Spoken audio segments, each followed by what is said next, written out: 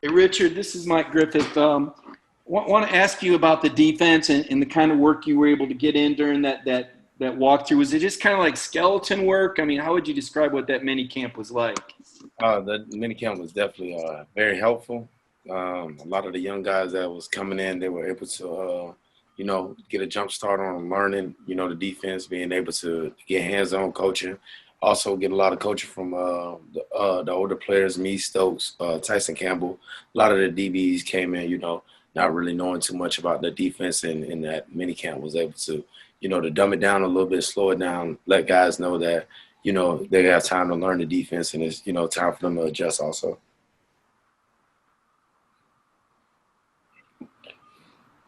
Richard, Jed May with the Macon Telegraph. With all the experience you guys have coming back on defense, how much do you think that's benefited y'all with just how chaotic this offseason has been, as well as, with the uncertainty of the season coming up? Yeah, man, it's definitely been a good thing, man. Everybody coming back. You're able to, like I said before, teach more. Guys are more comfortable playing faster.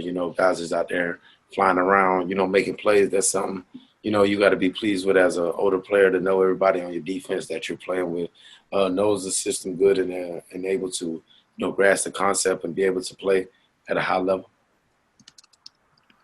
Hey, Richard, this is Connor Riley with Dog Nation. What have been your initial impressions of JT Daniels, and what has he sort of brought to the team this offseason?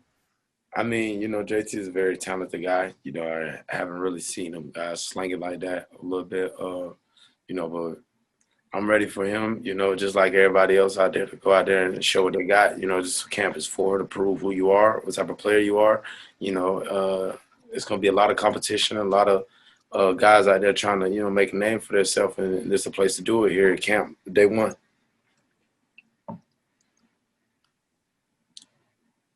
Richard, when we spoke to Kirby earlier, he was saying that guys that aren't taking safety protocols seriously might need to hear that kind of message from a junior or a senior, upperclassman on this team. How do you guys plan on policing, mask wearing, social distancing, all that kind of stuff among the team, especially as students start coming back to campus and classes get going? Oh, yeah, man. As far as the guys being back, man, I think, the players, they take it very serious, and it's been, transmitted throughout the whole locker room and through coaching staff that, in order for us to have a season, we got to go by the protocols and the safety measures that's taken in place to be able to, stay safe, so our team can stay safe. Guys have been, doing a tremendous job on this team of wearing their masks, staying around, staying away from things that, that can't really help themselves or the team, not having groups and people at their houses and things like that. I think guys have really been taking it serious. And I think, that's something that you can only be happy with, because it's like, in order for us to have a season, we got to have guys on our team healthy. And, I'm thinking these guys are taking this protocol very, serious, and being able to, also help the others that's on the campus, transmit that message that we need everybody on the campus to be safe, so we have a season also. Hey, Richard, this is Anthony at UGA Sports. How much did the J.R. Reed decision last year to come back impact your own decision for this year? I mean, his decision really didn't determine mine. It's just, I wanted to come back and play ball again for Georgia. I don't think my time here was done and my mission wasn't completed, so I came back, to be able to try to lead a team and go for a national championship. Following up on that, so as a guy who ended up coming back and everything, like, what were kind of the emotions that you had over the last couple of weeks as these conferences started to cancel, and there was a movement of the hashtag and the actions that y'all were able to take as athletes, and how confident are you in a season in the SEC?